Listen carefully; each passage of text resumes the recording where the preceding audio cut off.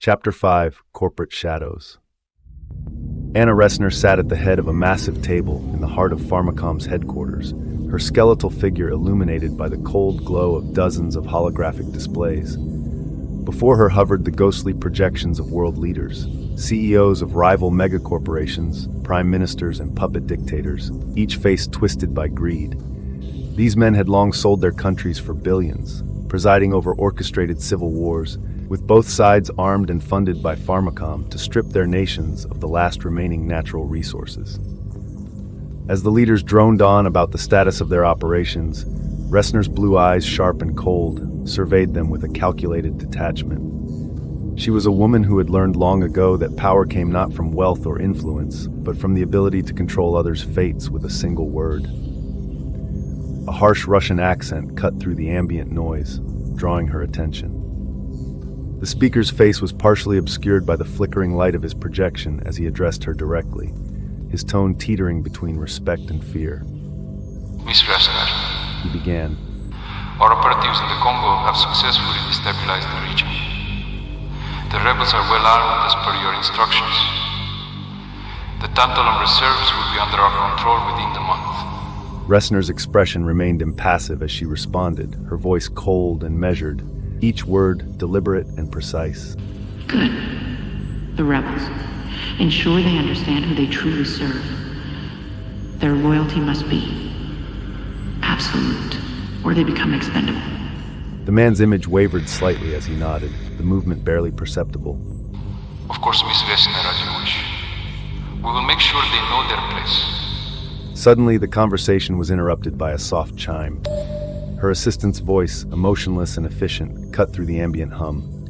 Ms. Ressner, I apologize for the interruption, but Shinji is here with urgent news regarding the courier. Ressner didn't even blink. Gentlemen, She said calmly, her voice smooth and unwavering. we'll have to reschedule. There was no room for protest. With a single abrupt motion, Ressner disconnected from the meeting. The holographic images flickered for a brief moment before vanishing into the ether, leaving the room in cold, sterile silence. She remained seated, her blue eyes fixed unblinkingly on the door, waiting for Shinji's entrance. The door slid open, and Shinji entered with deliberate steps, though his nervous energy was palpable. Ressner, still seated in the brutalist, dimly lit room, did not bother to look up. Shinji, where's the data? She asked, her voice as cold as the room itself. Shinji hesitated, swallowing hard. I'm sorry, Miss Ressner, we lost the courier. Ressner's eyes narrowed, her tone hardening. I need it. Shinji shifted uncomfortably. We had him, but Shinji continued, his voice quivering. he slipped through our fingers. He's not an ordinary courier. Ressner's gaze snapped to him, darkening with icy resolve. Do you think I care? Desperate to regain composure, Shinji straightened. We've deployed more men. We'll find him. It's just a matter of time. Ressner's expression grew even colder. Reaching into her pocket, she pulled out a small control device. Time is not a luxury I can afford. She pressed a button, and a section of the floor hissed open. A panel slid upward, revealing an arsenal of weapons. Imperial katanas, automatic guns, and vintage firearms from the world wars. The gleaming steel cast menacing reflections across the room, amplifying the tension.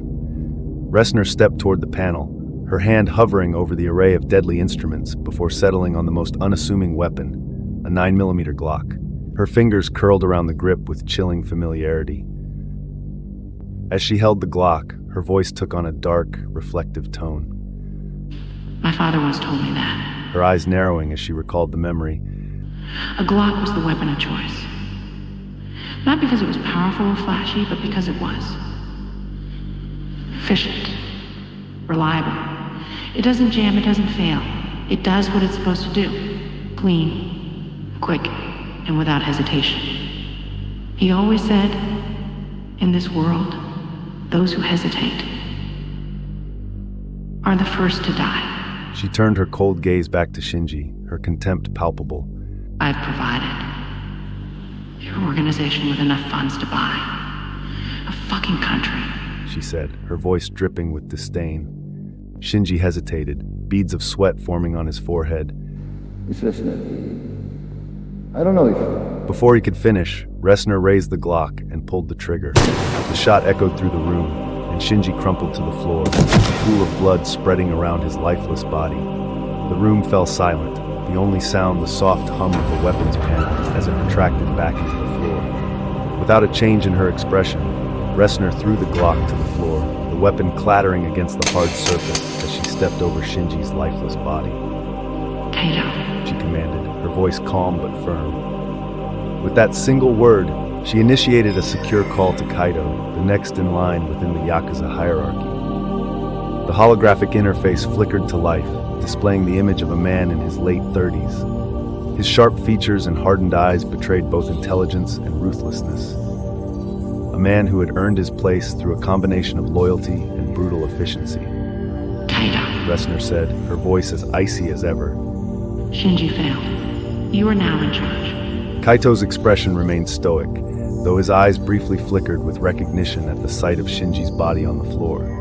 Understood, Miss Resner. The failure will be rectified. I don't want promises, I want results. She snapped, her tone sharp. The courier is to be found, and the data retrieved.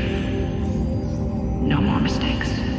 Kaito gave a slight nod. It will be done. Resner's blue eyes bored into him, assessing his resolve. Good. Consider this your only chance. If you fail, you'll end up just like your predecessor. Kaito's eyes flickered, understanding the unspoken threat. He bowed slightly. Without waiting for a verbal response, she terminated the call, the hologram fading into the air. Resner stood in silence, her gaze distant as she turned her back on the now empty room. Her expression remained impassive as she stared blankly at a framed portrait of her deceased daughter placed on the desk.